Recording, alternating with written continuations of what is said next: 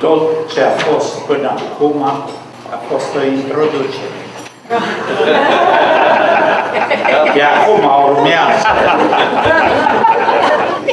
Iubiții mei, eu n-am venit aici să vă spun eu istoria vieții mele.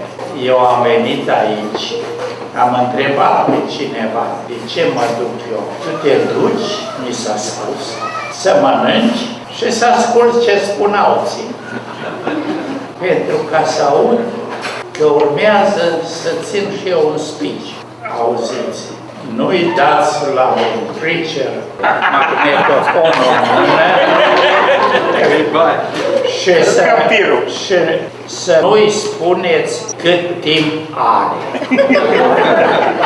Nu mi-ați spus cât timp are, așa că-i vai de voi.